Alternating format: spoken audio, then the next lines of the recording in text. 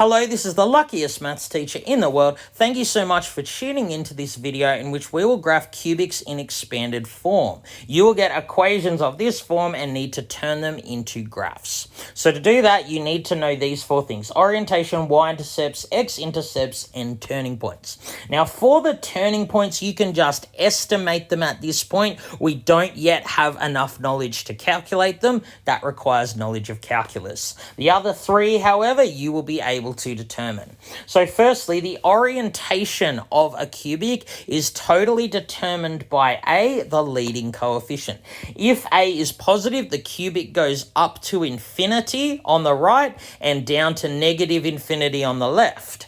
If A is negative, however, then it's switched. What will happen is Y will go to infinity to the left and negative infinity to the right. That's what these arrows mean. The Y-intercept is really easy to find. It's just D, the constant term. The X-intercepts are found by solving Y equals 0. So change Y to 0. Find the values of X. That takes a bit of work.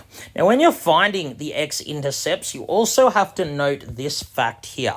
So remember that the X-intercept of a graph is also called its root.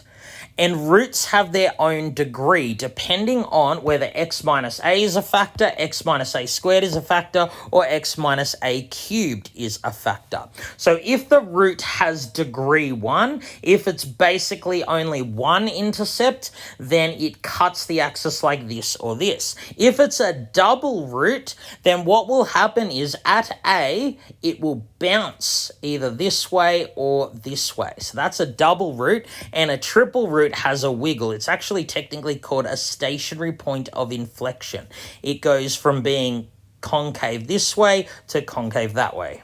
All right, let's test all this out on this polynomial here. So, firstly, the orientation. Because the leading coefficient is negative, it's going to be one of these. It's going to go off to infinity to the left and to negative infinity to the right. So it's kind of going to go like that. So Y-intercept, well, that's really simple. That's just -9. So what we now have to do is find the X-intercept. So to do that, we're going to change Y to 0.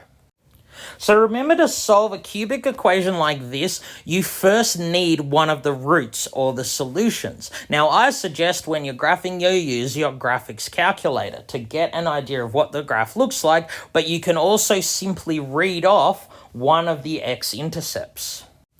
If you did that, you would see that -1 is an X-intercept. Now, you still have to show working, but knowing that -1 is an intercept means that x plus 1 is a factor of this polynomial here. Of course, -1 being a root of this polynomial is exactly what you could have got if you tried positive and negative factors of the constant term. So now that we know that x plus 1 is a factor, we're going to use polynomial long division on this polynomial. So remember, we start off by leading term divided by leading term. (x cubed divided by x gives us (x squared).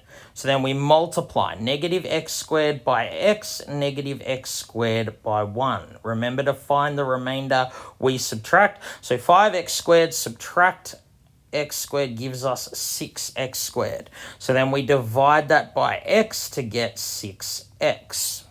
So we bring down the -3x. Whenever we get a term at the top, we need to multiply it by this. So 6x by x and 6x by 1. So then we subtract to find the remainder. We get -9x. So then I go -9x divided by x is -9. So bringing down the -9 here.